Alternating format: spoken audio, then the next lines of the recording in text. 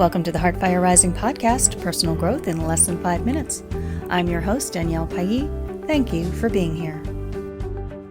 So a work colleague sent me an article, How Mindfulness Could Make You Selfish.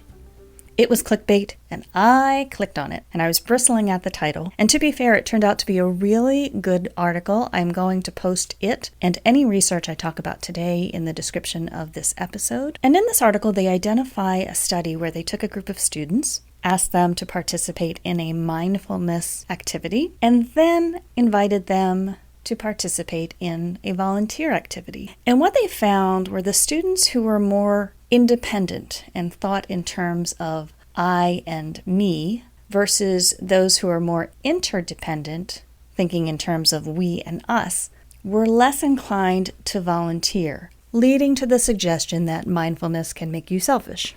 I would argue, and yes, I'm using that mindfulness in meditation needs to be put in the proper context. And to be fair, this is talked about in the article as well.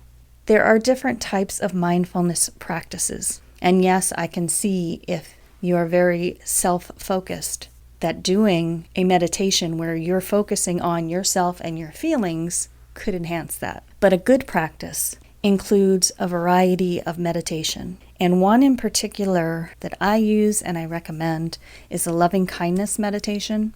It has been researched for more than 20 years. And those who reportedly practice loving kindness meditation are shown to be more compassionate. They have a reduced stress response. They're more purposeful. They report greater social support and greater overall happiness and well-being.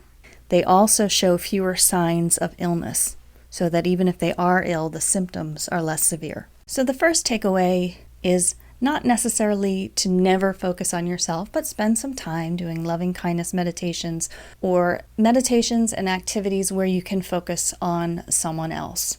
And that's kind of a guiding principle for a lot of philosophies. You want to be happy, be other-centered, think about somebody else. It makes you more compassionate, and it makes you a better person and a happier person.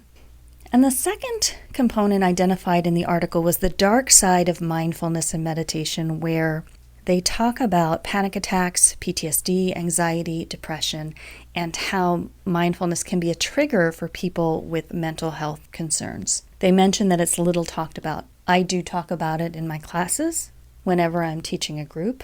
I mention the importance of creating that safe space, so if someone starts laughing or crying or has a reaction, that could happen. And for somebody experiencing those reactions, if they start to feel a panic or feel that stress response, to stop meditating and take a few deep breaths.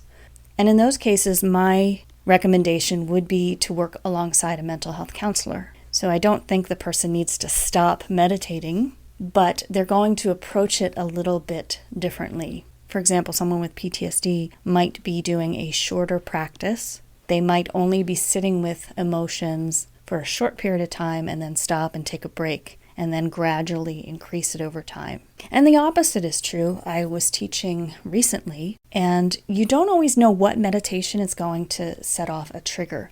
In this one, it was a sensory meditation where I asked people to close their eyes and be mindful of the sounds around them, and then be mindful of the sounds in their body. Like they might hear their stomach grumble, or their breath, or even their heartbeat.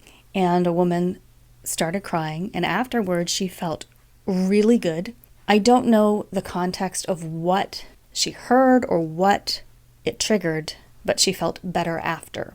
And this was somebody who had gone through therapy. So my point here is, yes, there are some downsides to mindfulness and meditation. Like there are downsides and dark sides to everything. I think the positives outweigh the negative.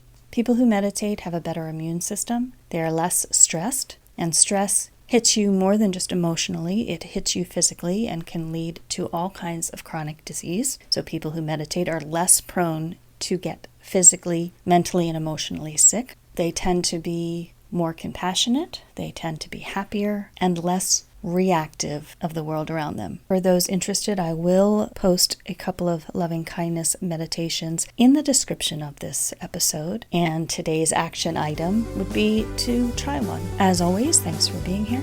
Until next time, take care of yourself.